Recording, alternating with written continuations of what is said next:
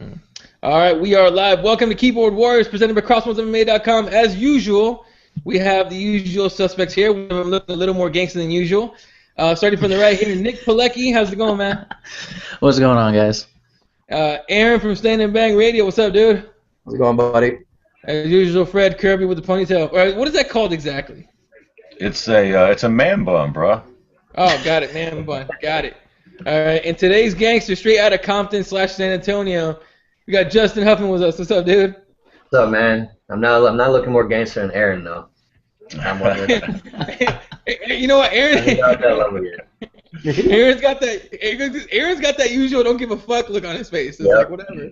He's got it down pat. Don't matter what he wears, but he just looks gangster. It's like Al Capone gangster. It's the tattoos, fellas. There you go.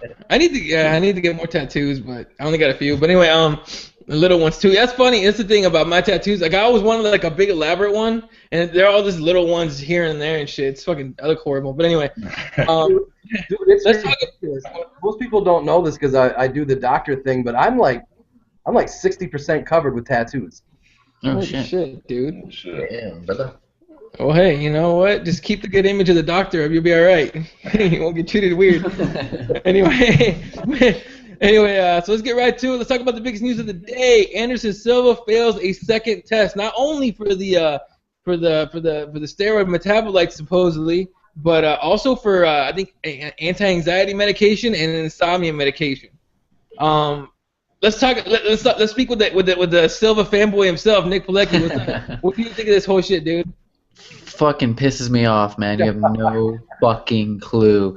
I had a feeling he would come back positive. I think he was just too nervous.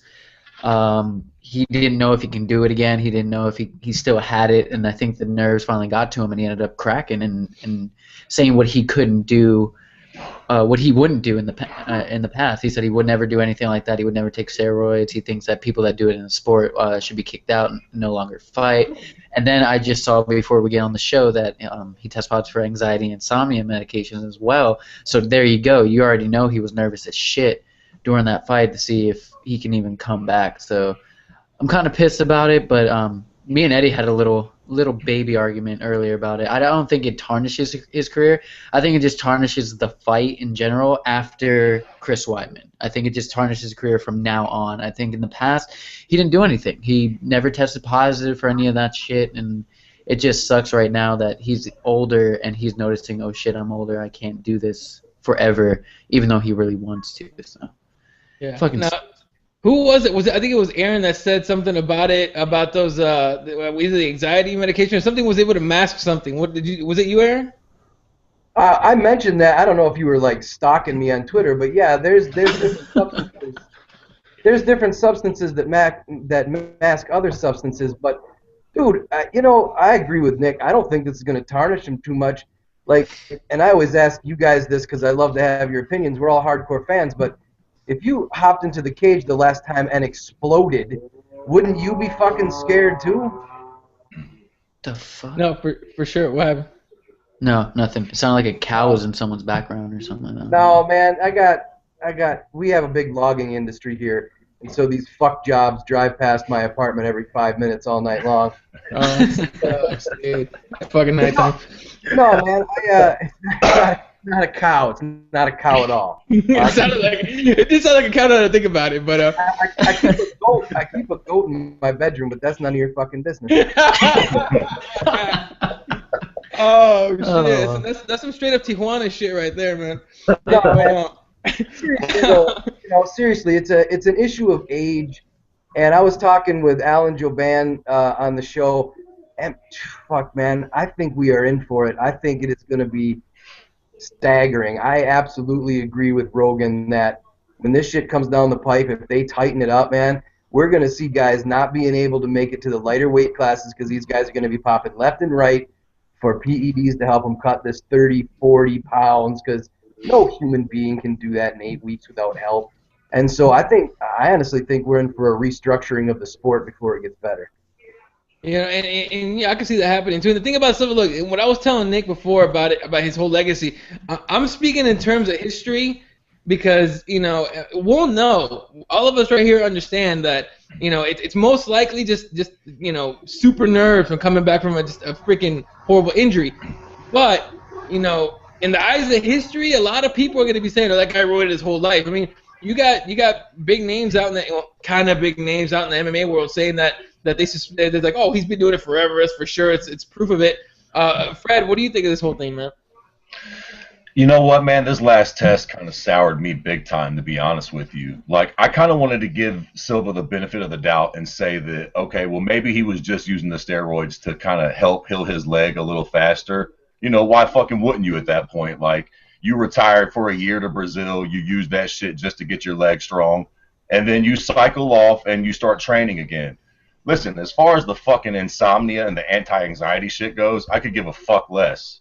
That's not a performance enhancer. Like, everybody's got goddamn anxiety. What the fuck? That doesn't mean fuck all to me personally. But the steroids test again popping positive for that. Like, I don't know. That means that he wasn't just trying to heal his leg. He was looking for a fucking unfair advantage. And quite frankly, I think you're right, Aaron. I think that it's going to get way worse before it gets better. But fuck it. It should be like that. If in my opinion, if you want to nip this shit in the butt, you need to have really fucking, like, hardcore, stringent fucking penalties and fines. Like a 2-strike and you're out of the UFC type deal. You know how fucking Dana White can get pissed off at you and just decide that you ain't going in the Hall of Fame? And matter of fact, just cut the fuck out of you? It should be like that with steroids. I don't give a fuck if you're John Jones or Ronda Rousey. If you pop twice positive for steroids, you're a motherfucking cheater and you are gone forever. Period.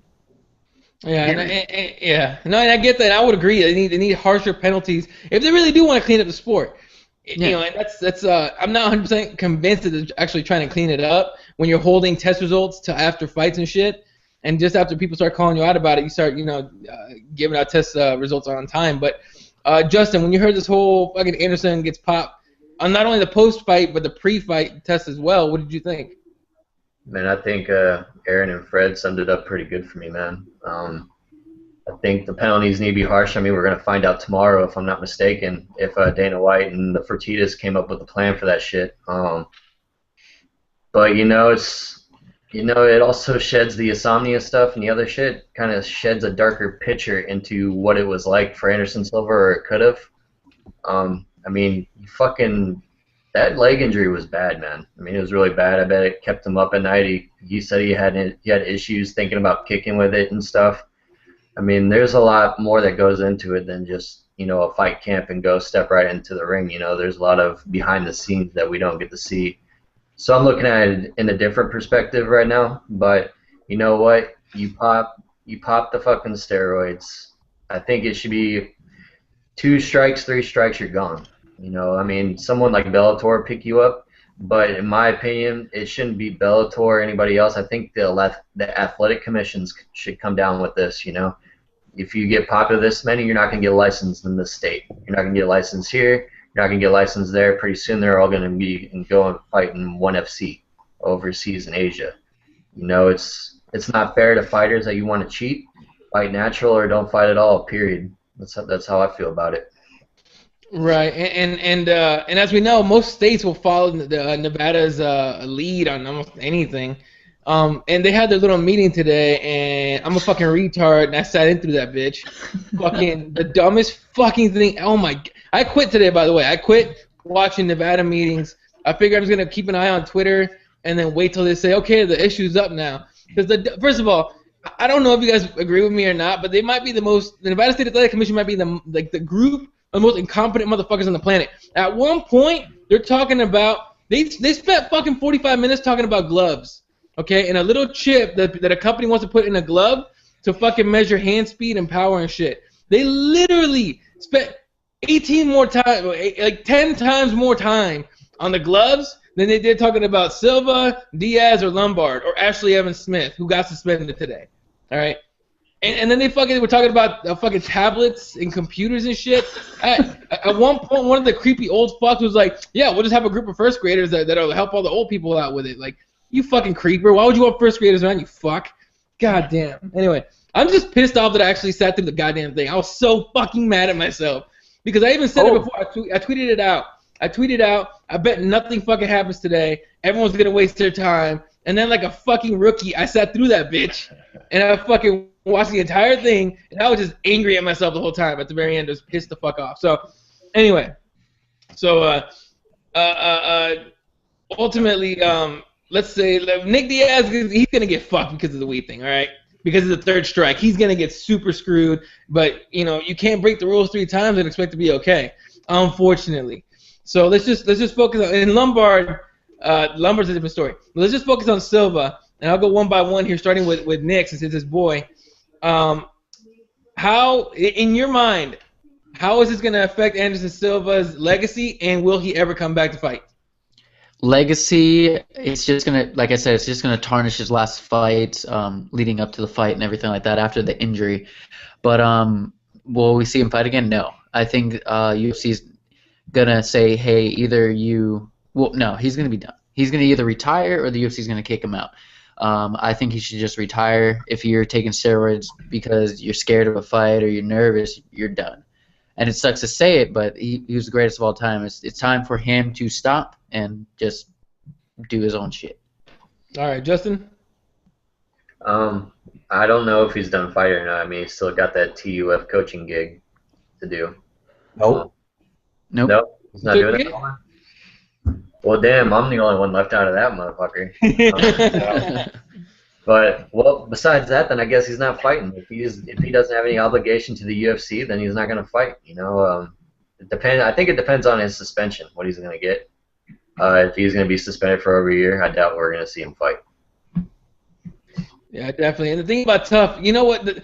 I was not even going to bother watching it until I was going to wait. I was going to like catch an episode here and there. I'm definitely watching the first couple episodes now because I want to see how they if they're going to include Silva getting kicked off for testing positive. But and actually, Fred's one of the guys, and I know him and I are watching Tough Latin America, so we'll watch all the fucking Toughs just to see what's coming up from the international fighters. But Anderson's legacy, and will he fight again? What do you think, Fred? You know, man, I think that dude is definitely done fighting more than likely. I don't think he's going to fight again.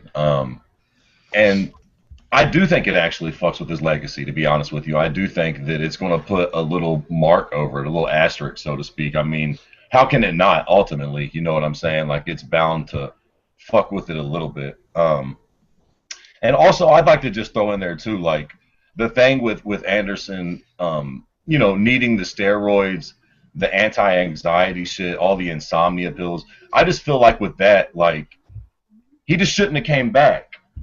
You know what I'm saying? Like, if it was that bad for him, he just shouldn't have came back. He came back, and look what he did. He fucked up his legacy majorly. Like, he came back and, you know, went 5 rounds with a welterweight and tested positive for steroids. Like, if he was that bad off, he should have just stayed gone. Yeah, I wonder how mad Nick Diaz is today, because he's got to be a pretty fucking ticked. But Aaron, what do you think of this legacy, and will he fight again? Well, first off, I want to say, you know, Fred nailed exactly what I wanted to say about why. Like, if you're that terrified, like your leg blew apart and you're sitting there for a year wondering, is it going to happen again? And it's gotten to a point so bad, and to go back to Justin, or whoever said it, not everybody suffers from anxiety. I have none of that shit. But, you know, I can understand that. This dude's thinking about this shit for 12 months. Why not just be honest with everybody and be like, you know what, I don't have it anymore. As far as, like, legacy, no, I think it's tarnished, and I think that the level of how it's tarnished depends on how hardcore of a fan you are. Like, for the 5 of us, we remember how he wrecked Rich Franklin and how he wrecked Chris Lieben, and we remember those first early fights where he just seemed like he was made out of a different material than other human beings. Now you got these Johnny-come-latelys who think that the UFC started with the Stephan Bonner and Forrest Griffin fight, and they don't ever watch unless there's a big name on the card. I think for those guys it's shot, because you're never going to convince him that he wasn't that good because he was juicing the whole time. And as far as coming back, no, man, he was done before this last fight. He just didn't know it. Yeah, I argued for that because people were like, oh, he's gonna come back, he's gonna own Diaz. I kept saying he shouldn't come back. He should just leave the way he did. Just say, look, you know, it sucks that an injury ended his career, but that happens to people in other sports all the time. It's something you have to deal with. And now he gets to go out, most likely, because I don't think he's gonna fight either. He gets to go out because he tested positive for steroids and a bunch of other shit. And the thing is, too, I don't know if any of you have seen the picture of his freaking, I think his strength coach or whoever he is, a friend of his. He's 60 years old and super jacked. It's like someone took steroids, the giant syringe, and stuck it right in his dick and just injected it because he's fucking huge. HGH, all that shit. That guy, fucking A, dude. It's insanity. You see that picture? It's crazy. So I'm not surprised. Look, you know that guy's involved. You know someone's going to be talking to that dude. So it sucks for Anderson Silva. I think it's going to mess his legacy too. Because just like Aaron said, we're outnumbered by the Johnny-come-latelys and the freaking casual fans. We're outnumbered freaking 10-1 easy, right? So history's going to remember Silva as a cheater, unfortunately, I think. But it all depends. If he can handle it correctly, go away for a while, come back and do some PR stuff for MMA, be a voice against steroids and shit, if he wants to do that. Look, the way I said it was this, because I was talking to somebody earlier today about this. I go, if Kobe Bryant can rape a chick in Colorado, allegedly, all right, come back, and all he did was change his number to 24, and he's cool, everyone loves him again, anything could happen. Just saying. So, anyway, all right, so, yeah. Anything else anyone got on this, Aaron? You know what the shame of it is this Black House thing, because everybody's bringing up that strength and conditioning coach. I know a bunch of athletes out of Black House, and it is fucking with all of them. Like Alan Joban, he's out of Black House, and now, man, I don't know. There's some dick fuck over on Twitter called Super Callow. You guys see this fucking idiot? Yeah. And he started up with the Kat Zingano bullshit. And that shit blew up because she's affiliated with Black House too. And man, now it's getting to be where I don't want to see an era of witch hunts. You know what I mean? Because I'm doing it, and it's bad. Like I'm an analyst and fuck kinda, shit like that. And I see like who was it?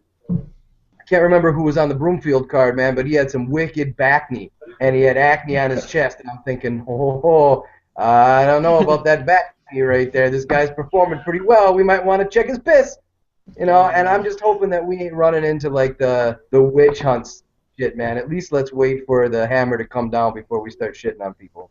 Yeah, and actually, I didn't fucking do any research on this. After this show's over, I'm gonna look it up. But I heard Chuck Liddell went on Fox and totally dropped the fucking ball. All right, did anyone watch it? No, fuck. I heard that though. I heard they grilled the shit out of him. I watched a little bit, man. He acted like he didn't have a fucking clue what was going on. Oh, Chuck, goddammit, you're fucking it up for us. All right, so let's move on from Anderson Silva. No. I don't even know what the fuck you guys are talking about. Neither do I. Really? Okay, after this show's over, just look up Chuck Liddell on Fox. They had him on Fox interviewing him about PEDs and MMA. And I haven't seen it yet either. I have to see it right after this shit. But I heard it was just horrible. It was like cringing. My friend just tweeted out, like, I cringed the entire time. I'm like, oh god. Well, and first of all, why would you put a punch drunk dude like Liddell out there talking? I would have called Randy Couture on the spot and be like, hey man, can you go on there and talk? Cause this is some bullshit. We need someone that's competent still. Hell, I would have called Nick Diaz, because at least you won't get a clear answer from that guy at all. He'll start off talking about PEDs and end up about Stockton 2 seconds later. You'll be like, what the fuck just happened? All right? So, but Liddell, really? You send Liddell out of everybody? God, man, come on. Fucking anyway. All right, so anything else from anybody on this Anderson Silva thing? No. All right. So let's move on real quick, because I know we got, let's say, another 15, 20 minutes. Well, probably less than 15. I know Fred's got to go soon, so let's say 15 minutes here. Let's talk UFC Fight Night Broomfield. I mean, look, a lot of people were shitting on this card. It ended up being a pretty decent card. For example, I don't know if you guys saw James Muntarsri, whatever the fuck, against Cody Pfister. That dude's a fucking fun striker, dude. You guys see that fight? Yeah, man. I saw that fight, and I saw James Mutarsi's first fight. The dude is a striker, and he's fun to watch, man. I'm excited to see him fight him on other fights on the card. What's so funny, Aaron? That I can't say Mutasri. English is my second language, son. You guys are fucking that boy's name up. Again, English is my second language. If he was a Mexican dude, I'd have said that shit perfect. All right. After that, Zach Makovsky. No, wait a second. What? We're not going to make any jokes about a guy with the last name Fister. Look, I thought his nickname was Big. I swear to God, I heard Cody Big Fister. Swear to God, that's what I heard. Was I wrong? Was this something else? Dude, I'll tell you what. If I was a fighter, my fucking fight name would be Elbow Deep. Oh no, fucking, and then James' nickname is Moonwalker, but he can't moonwalk with his shit that I saw. So that was fucking disappointing as far as nicknames go. Anyway, so just rounding out the prelims, and you guys can bring out whatever fight you want. Zach Makovsky gets a decision over Tim Elliott. Although Tim Elliott was pretty fucking legit while losing, he fought pretty well. He just lost, unfortunately. Hopefully they don't cut him. He's a fun guy to watch, in my opinion. Then Chad Skelly beats Jim Ehlers via, I think it was a TKO. And then Efrain Escudero dominated Rodrigo de Lima, and then still got a decision. I mean, anyone here think that Escudero should have finished him? I mean, I thought he should have. What do you mean should have? You mean could have or should have? I thought he could have. I thought he could have finished it. Fighters should finish their fucking No, but what I'm saying is I thought he had the ability to in the gas tank. I thought he was very, very careful, which I don't blame him for with a guy that's always on the fence of being cut or not. But I thought he could have finished him, and I thought he should have pushed a little more. I think Efren looked better than he ever had before. Mm-hmm. Yeah, no, he had. What was the fight before that? The Chad Skelly thing. What do you guys think about that knee? It was illegal as fuck, but it was after the fight was over, is what they're saying. But it looked illegal as all hell because that dude's knee was down when that knee landed. But it was at the same time. I don't know, dude. I kind of just moved on from it right after it happened. Because Dana White came out in the post-fight presser, and he's got that smile, and we're all a bunch of jackwagons or whatever. And they're asking him questions, and he's like, "No, if you slow it down, his knee hit the same time." Bullshit. They slowed it down from 4 different angles, and that fucker had his full palm on the floor before Skelly's knee smashed his skull piece. Yep. No, and that knee was illegal as fuck. What were you saying? Huh? Did you say something? Yeah, man. I said a whole long piece. Didn't you hear that shit? No, I heard that. That someone else started some shit. My bad shit. I think Nick bailed. I think for a second. I'm back. I had to go do something real quick. Dude, do not be fapping on fucking live fucking internet. Shut the fuck up. He probably went to go get yelled at. All right. Any other fights in the prelims you guys want to talk about? Was that the whole prelim card? Yeah, man, 4 fights. I think Nick Lentz was supposed to fight, and then he got the fucking flu. So. Yeah, I'm sick of that shit too. I got the flu. Fuck, man. That's a euphemism for some other shit. I can't make weight or something, but I'm so sick. How come he's the only motherfucker in that state that has the flu? These things are epidemics. They're fine on the flight there, and then they come down with the flu. That's some powerful shit, man. They got to ban that airline, whoever these fuckers keep flying on, when it's 8 hours before the fight and I got the flu. Yeah, man, that shit's it's kind of crazy. So, all right, then moving on to the main card. In the first fight, Ray Borg looked pretty legit against Chris Kalades. Any opinions on that fight? No. I think Kalades is another motherfucker that almost missed weight on this fight, and I got to tell you right now, guys, fucking weight cutting issues got me more mad than the PEDs. But yeah, Ray Borg, I had a chance to do the fucking UFC. I voted on the UFC rankings this week, so I put Ray Borg up a little bit. Nice. I appreciated that. I appreciated that Kimura from the mount. Ray Borg looked good. Ray Borg did look good. The first fight, he was a little bit more out there. He was the first fight in the UFC. Kind of just came out, went in a little bit, didn't use his wrestling game too much. That second fight, he kind of stuck to what he was, which is a very good wrestler. He has pretty good submission skills, but I mean, he just dominated Kalades, man. He took him down, and that Kimura was sweet. It was I mean, the kid's 21, 22 years old. He's a young guy. He's gonna be in the top. He's gonna be in the top 15 before the year's over, if not within the top 10 or 5 in that division. Flyweight's not that deep, and I think he could get in there. His nickname is awesome too. He's a Taz Mexican, so I thought that was pretty cool. Anyway, the other guy was the Greek assassin, Kalades. So, but yeah, that's one thing. Other thing I want to talk about real quick was the weight cutting issues. Kalades almost missed weight. Who wasn't someone else? Did someone else miss weight by a shitload? I think Walsh. Patrick Walsh. Yeah, Patrick Walsh missed it by like 5 pounds, some shit. No, you're misunderstanding me. It's Patrick. Oh, Patrick. Sorry, I didn't see the H in that bitch. All right, so the hell is stupid. All right, right, but then I think Kevin Lee got a decision win over Michelle Brazeres. I wasn't really that impressed with that fight. It was kind of boring, in my opinion, but I mean, a little bit. Then, yeah, Dan Kelly bored us to death, but got a decision win over Patrick Walsh, my bad. And then Neil Magny looked pretty... No, wait a second. I want to talk about that fucking fight. Okay. That was a main card fight. Yeah, it was. That was televised. Do you know So how we gotta talk about it. Do you know how many people are in the minor leagues? Fucking XFS and fucking 1FC and fucking Jock Sniffers FC and all the shit that are going. Did you guys watch Patrick's fucking striking? What the fuck? And the fact that Dan Kelly couldn't pick up on that shit, it was either a left from left field, a right from right field, but no matter which hand it was, the son of a bitch did this. Yeah. Fucking ducked straight forward at the waist and to his right. Any other striker besides Dan Kelly, and I'm sorry about the knee brace or whatever was going on with him, all you would have to do is just keep lobbing up a lazy knee or a lazy kick, and eventually you're going to knock the teeth out of him. So that fight actually angers me that motherfucker was up hard. I think the most entertaining part of that fight was actually the weigh-ins when you saw Mr. Kelly get all pissy. Oh yeah. He got butthurt. That was the most entertaining part of that fight. Well, guys, you got to think about it. The fat son of a bitch came in at 191.5 on fight night. So what is he walking around, 350 pounds? He looked like shit.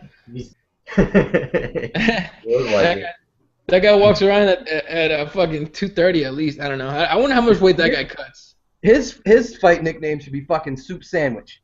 They'll call him Philly cheesesteak. I don't even know where this guy's from, but all right. Then Neil Magny had a legit fucking win over Kunimoto. What do you guys think of that fight? Good fight, very good fight. I really enjoyed it. I didn't get to watch it live. I watched the replay, so I already knew that Magny won. But no, it was a good fight. I really enjoyed that fight out of all the fights besides the main event. Aaron? I think that they made Kunimoto out of the same test tube as Sexyama. That's what I think. He looks just like him too. That's kind of I don't know what is with those motherfuckers. But Fred, what'd you think of this fight, dude?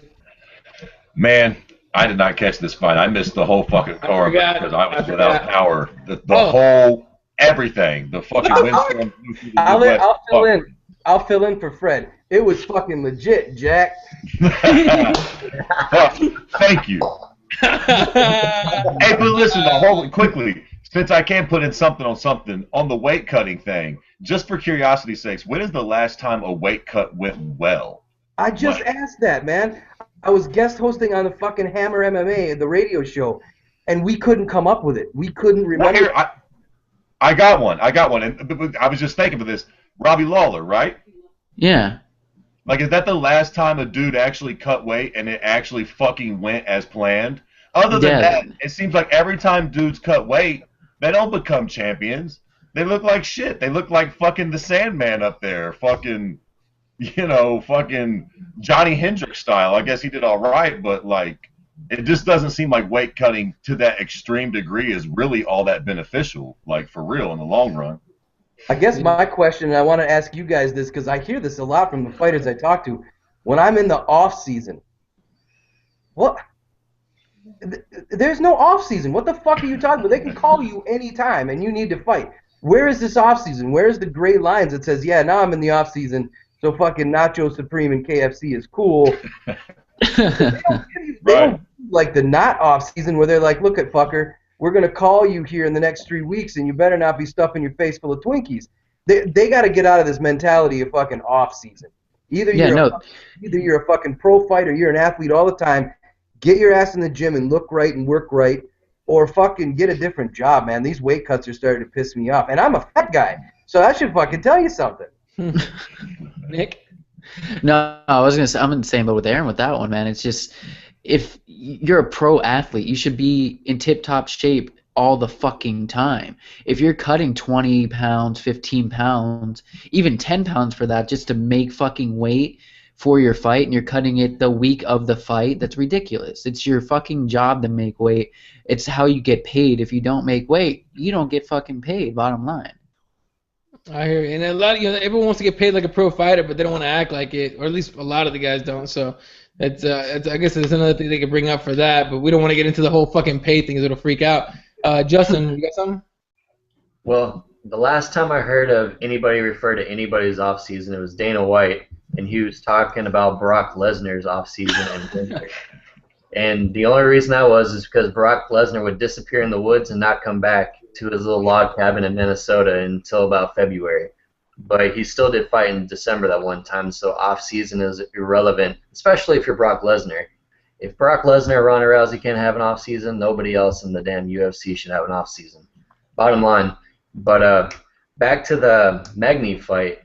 That was one of the where I thought he could have finished him earlier. Honestly, Neil Magny, he was killing him.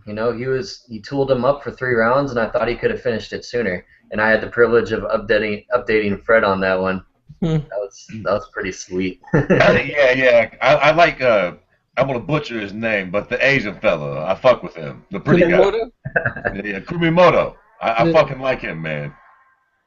You know what? And also, let me just say for the record too, it ain't so much that I like him. It's Neil Magny. Has anybody got a less impressive win streak than this fucking guy, or am I just hating on him? No, exactly. The fucker put 6 wins together, but against who? Who gives a fuck, right?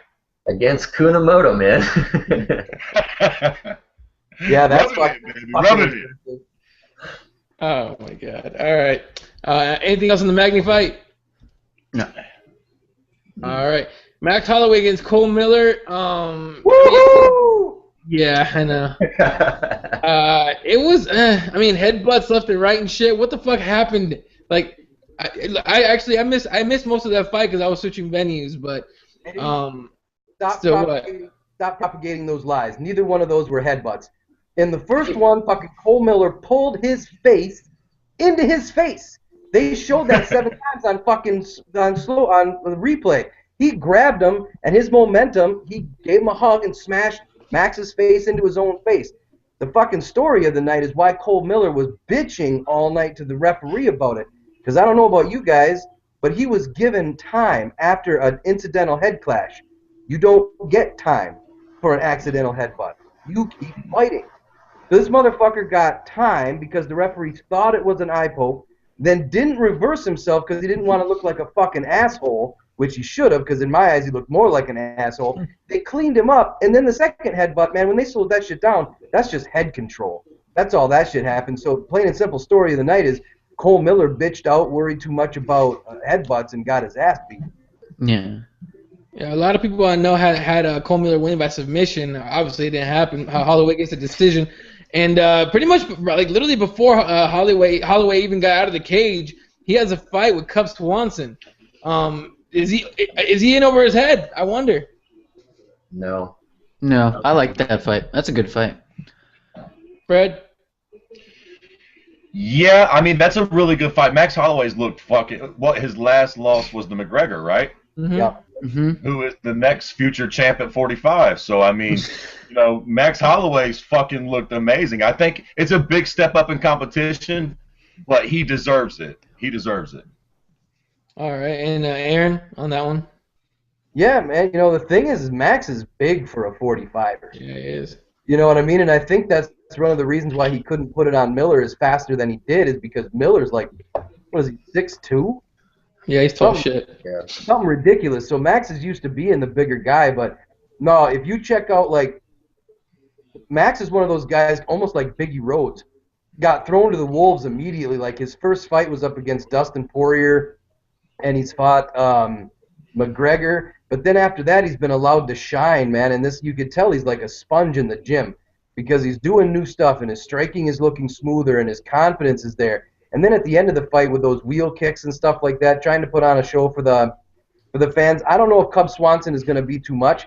I know that Cub Swanson versus him is going to be a strange stylistic match, but I'm really happy to see a guy like Max, who's a hard worker and diligent at what he does, be able to break into that top 10 and actually get a chance to rep Hawaii, and you know what I mean, to get a chance to be one of those guys. Yeah, and a win over Cub Swanson, Holloway becomes a possible contender at that weight class. Although it's already, the only thing people are talking about now is McGregor Aldo as far as the 145s go. Real quick, before we move on to the main event, they announced Uriah Hall against Frankie Edgar. Who fucking here marked out when that happened? Uriah Hall. Favor Favor against Frankie Edgar. Although that'd be legit too.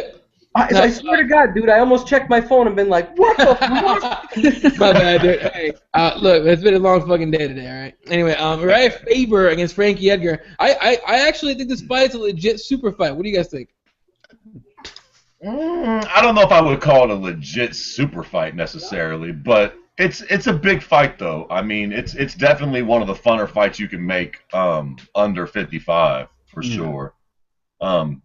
Yeah, I'm excited for it. Why not? I mean, what else are you going to do under 55 that can be much more exciting than that? And they're putting it on a free card in Manila, Philippines. So, weird place to put that fight, by the way. But okay, whatever, man. Anybody else want to talk about that real quick before we move on to the main event? I think it's going to be an exciting fight. But one thing I want to bring up to you guys, and I think this is starting to really piss me off. What the fuck is up with Sunday cards? Dude, I don't fucking know, man. Is anybody here even remotely okay with that? No. I don't know. Yes, because I have to work on Saturday nights most of the time, and I usually call in. But legit, man, it fucks up my whole entire life.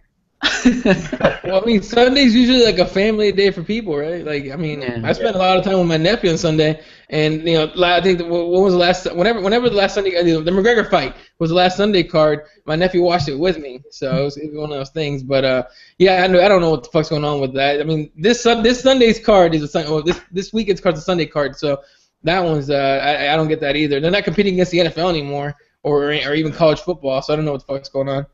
But all right, let's talk about the main event here. Benson Henderson taking on Brandon Thatch. Benson Henderson was still the favorite, I'm pretty sure, but a lot of people thought Thatch was going to be able to take care of him in the first round or two. Turns out Thatch gas tank is jack shit, and in the fourth round, Benson took control with the grappling and submits him. Start with Aaron. What do you think of that fight, man? I don't think that's a fair assessment that Thatch has a bad gas tank. Boy has no experience in deep water. That's what it is. The guy's probably a cardio monster in the gym. He trains at elevation every day. All of his wins came in the first round, man, and experience counts. Benson has been in 5-rounders how many times? Fucking ridiculous. The guy's fight average, I mean, he has a long fight average. So in my estimation, what it was Benson fighting a smart fight. Stay away from the big guy, let him swing for the fences for 5 minutes. Then once you see he can't catch his breath, take advantage of that. I thought it came down to just pure experience. Thatch doesn't have that experience. He might have an 11-fight win streak that's now broken, but 11-fight win streak against who? Benson Henderson has fought the best in both the WEC and the UFC. He's a former champ in both organizations. Thatch has none of that. I think that Thatch has a great future. I think that this will be a great learning experience, and that boy needed to learn how to lose. So he'll come back and be more serious about getting drug into deep water, because when guys start knocking you out in 30 seconds, 16 seconds, 1.5 minutes, man, they start to believe that that's how they fight all the time. And we all know, man, that fucking train don't last long. Right, and you're right. It is an unfair assessment on my part, but as far as the gas tank goes, I think I probably word it differently. But you're right. No experience in the later rounds, and I do, I agree with you with the whole. It's going to give him a lot more experience. You know what? In fact, Thatch might have gained more by losing than if he would have won this fight, I think, as far as experience goes and improvements for the future. But Fred, did you get to watch this fight? I did not get to watch this fight either. I did get to see most of the highlights and shit from this fight, and judging from all the commentary, I mean, I basically seen how it went. From what I understand, the first couple rounds, Thatch looked good with the striking, and he was out striking and kind of piecing Henderson up. And then obviously in the later rounds when they got into the grappling exchanges, Henderson did his thing, which makes perfect sense, right? I mean, like Aaron said, you know, Thatch is a beast, but he's still a prospect. He's a young fighter. And fucking Ben Henderson is a champion, Jack. Like, he's been all around, man. He knows what the fuck he's doing. And like, I mean, how far into the fourth round was they when he got submitted? It was Like, Wasn't it they a minute and 2 seconds into the fourth round. Yeah, Oh, they made it into the Yeah, exactly. Fair enough. Still the fourth round. So I think, you know, fuck. He made it 4 rounds with a former champion who's known for having a hell of a gas tank. I don't think there's no fucking shame in that whatsoever. You know, he ended up getting choked out in the 4th round. Not a very bad showing at all. Quite frankly, it, you know, probably went pretty decently for Thatch, all things considered. Like, this is if you're going to take an L, this is a decent L to take, I think. You know what I mean? Definitely. Yeah, Hey, Ed, do you have your computer up? I do. I want to make a quick point because a lot of times I think, like, records for me are strange. Like, I see somebody who, like, I want you to pull up Randy Couture's record. Okay. Because this isn't boxing. We're not watching boxing. In boxing, man, you lose 2 fights and you're a bum. That's not how it is. That's not how it is in MMA. You got to take an entire career, because if you look at Randy Couture's record, if you just looked at it on paper and you didn't know what was up with Randy Couture, you might be kind of wondering why this guy is such a legend. Yeah. He's 51 years old. I didn't fucking know that. 19 and 11, fellas. I mean, come on. That means for every time he steps in the ring, for every other time he steps in the ring, he lost one. Right. Yeah, and look, three fight win streak, 2 fight win streak, 1-1-1-1. Yeah, you're right. You know, so Thatch having a W on his record to me doesn't mean anything. I think the guy's build, and I think that his style, that karate style, switching stances, I think that the loss to Henderson is going to be great. And I'm still going to keep my eye on Thatch, man. He was kind of under my radar until this fight. And then now that I saw how he performed under pressure, I was super impressed with him. For sure. All right. Anything else on that main event before we very quickly preview this weekend's weird card? No, main event was awesome. I think Leslie Smith said it on Aaron's show perfectly, that this is probably the what am I thinking about? The fucking thing. The help against PEDs. Like, you see a guy coming up in weight class that just has the skill and can beat a bigger guy, and he's one of the examples. All he needs is his toothpick, apparently, is his fucking PED, because he pulled that shit out of his mouth at the end of the fucking fight. Like, it's fucking crazy. But no, Ben Henderson showed the championship caliber that he is, and I don't know. I kind of want to see him stay at welterweight. I want to see him fight Rory McDonald that he called out. I think that'd be a good fight. If he can put on a good show like he did this weekend, I think he can put on a good show against Rory McDonald. Probably lose, but it would be a good show. Yeah, they're saying Rory already has a fight. I'm assuming it's a Lawler fight, but it hasn't been announced yet. Justin, what do you think of this main event before we move on? I loved it, man. I was one of those guys who thought Thatch would come in and blow him up in the first few rounds. I was one of those guys, and I was pretty outspoken about it, man. Benson lost a couple in a row, and I was starting to lose my doubt. I'm a big fan of Benson, but it's good to see him get back in there and, finish a fight. He was fighting a bigger opponent on a month's notice, and he went in there and waited the storm, and he took him out. It was pretty good showing from him, but I don't think stepping against somebody like Rory McDonald would be a good idea. Maybe a possible fight with Carlos Condit would be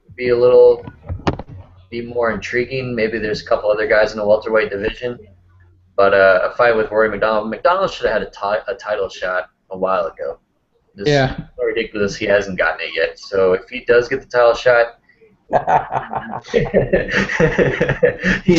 fucking funny. He needs the title shot for sure.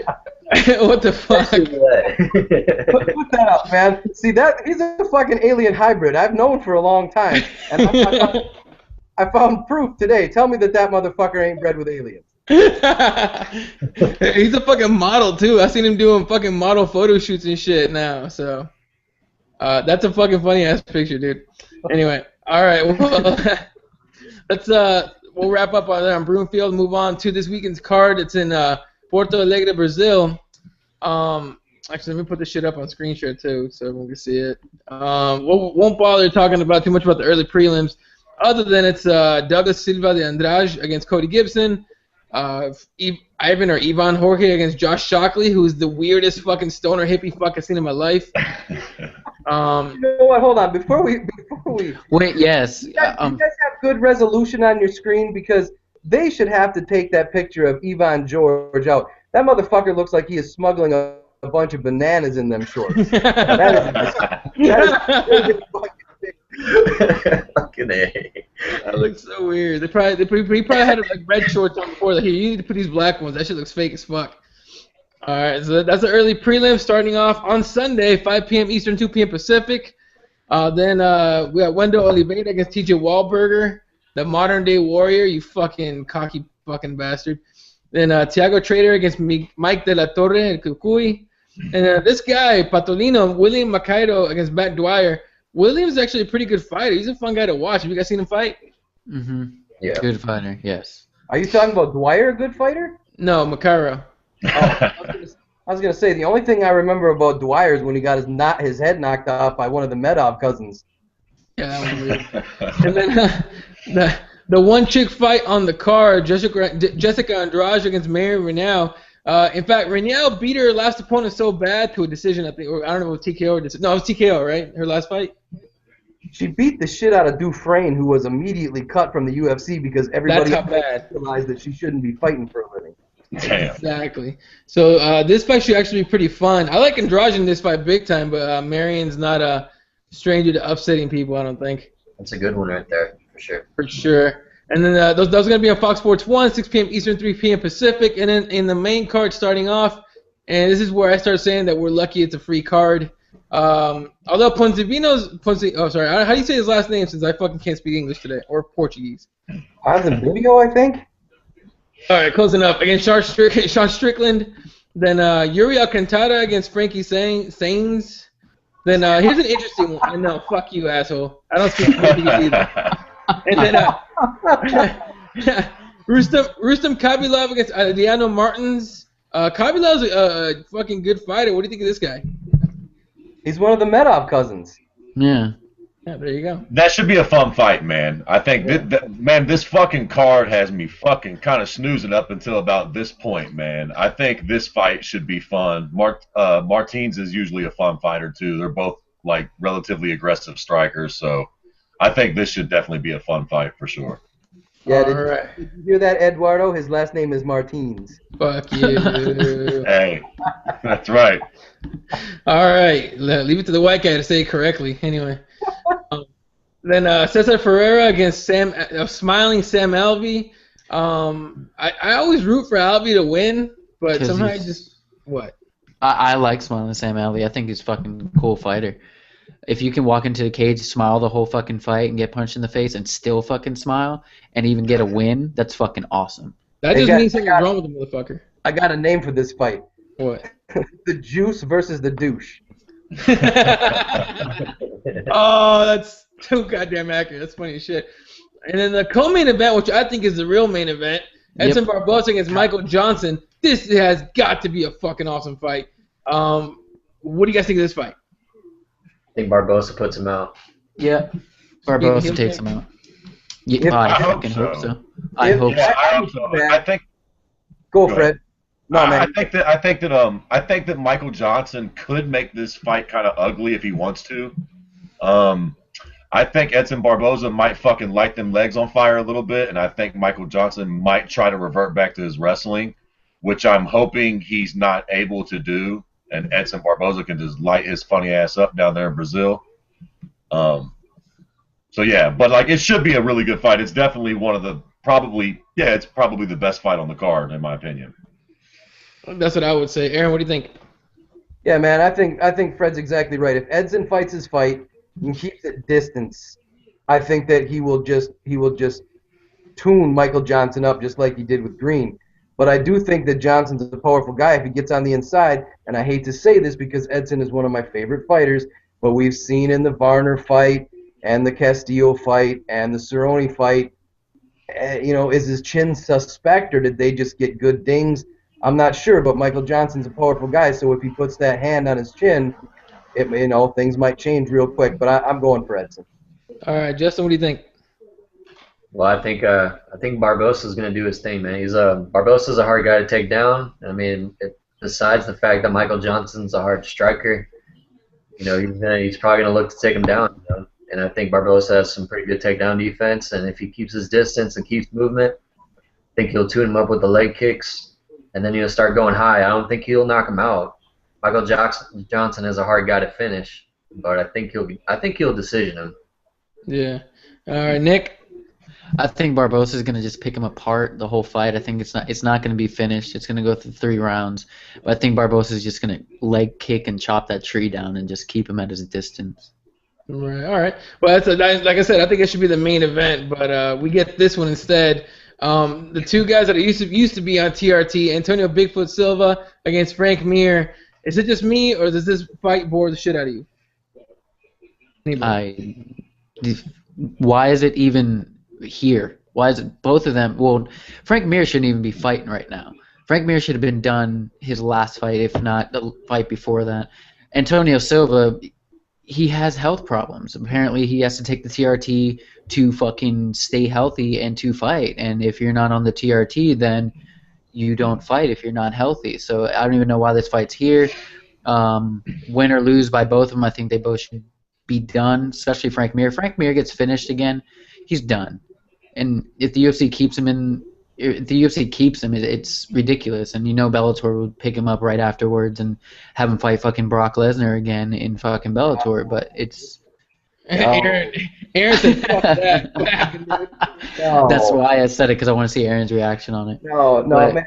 And my reaction might surprise you guys. Is I've got a lot of sentiment for Frank Mir, man. That boy used to be like no other heavyweight on earth before that motorcycle accident. Exactly. Long layoff, and when he came back, he was never the same. You know what I mean? And he's had ups and downs. But I'm kind of worried about Frank, man. He's a good guy. He has good personality. He's a family man. And after that JDS thing, man, I never like to see a fighter when you hit him and you know that they are gone.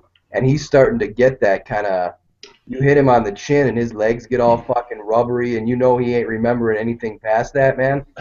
I want these guys to fucking protect themselves, man. I talked with Gary Goodrich, and I hope he ain't watching the show because no offense to him.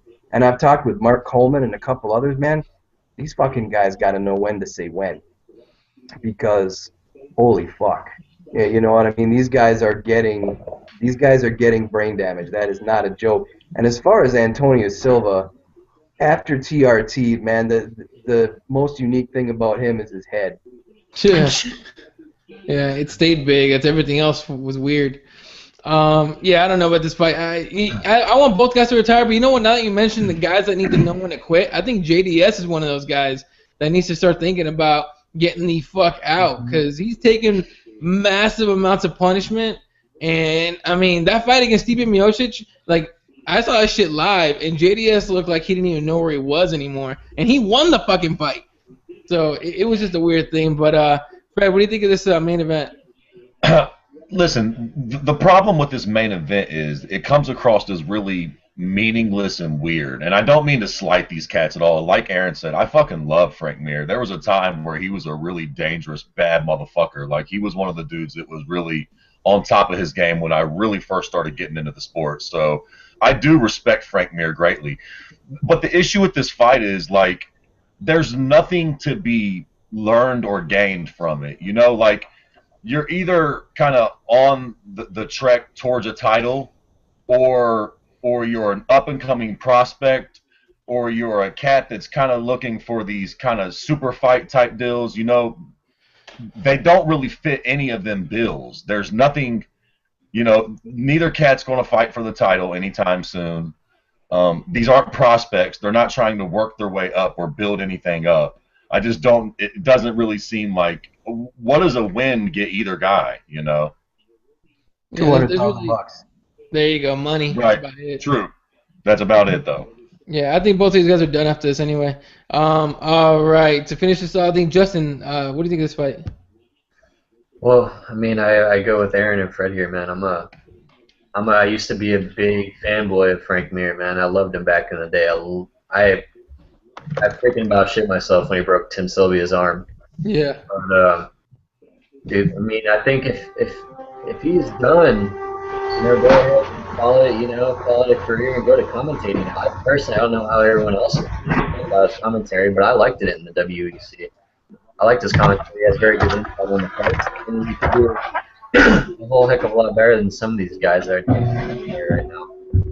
But the fight itself, dude, I mean, Antonio Silva made Andrei Arlovsky look like a freaking genius on his feet the last time they fought. Yeah. And Frank Mir hasn't won a fight, and I don't even remember how long. I mean, honestly, I don't really care. But just for hometown's sake, and just for the fact that I don't think Frank Mir is going to get him down, and I don't think he can strike with him, I think Silva wins. I think he knocks him out, and then Frank Mir needs to call it. All right, and I agree with that too. Mir's on a 4-fight losing streak, and I think Bigfoot's got 3 or 2. I'm not sure. So it's a weird fight, like I said. Nick, real quick, what do you think of this one? I think I said it, but it's just I think Frank Mir can hopefully pull this off to retire with a win on his belt or for him, but I think both fighters should retire after the fight. All right, well that's I agree with that as well. I think this is the last fight for both guys, win or lose. I mean, let's just hope for a good fight, I guess. But I do hope that they decide to call it quits after this, just for their own health's sake. All right. Anything else anyone wants to bring up before we end the show? No. Everyone's all tired. Everyone's tired. So all right, thanks for joining me tonight, guys. This has been another Keyboard Warriors. You can follow Nick at NickXMicro. Should change it to Nick B Drinking, but he hasn't done it yet. Justin, what's your Twitter handle? JHuffman_GLE. There you go. Fred is at at Kirby_MMA, right? Yes, sir. Yes, sir. You got it. The Gem City, and of course, Aaron at Stand and Bang Radio. Good fucking shows. I haven't listened to the Joe Bain, Leslie Smith one yet, but it's on my iPod for tomorrow, so I'll make sure to listen to it. Yeah, dude, real quick, if you don't mind me plugging the show on your show, Leslie agreed to be a regular co-host. There you go. Yeah, we're going to be hearing Leslie probably every other or every third week on the show now. So cool. Yeah, you should check her Spanish, man. She did pretty good when she got her ear destroyed, and she kept telling people she could continue. Like, I fell over laughing because she was saying it in Spanish, and I was like, you know what? That chick's got heart. She was yelling that shit in Spanish, telling me that she's ready to keep going. But yeah. Anyway, all right. Well, thanks for joining me, guys. You guys all have a good night, and I'll talk to you guys again soon. All right, brother. Good night, guys. Later. Later, guys.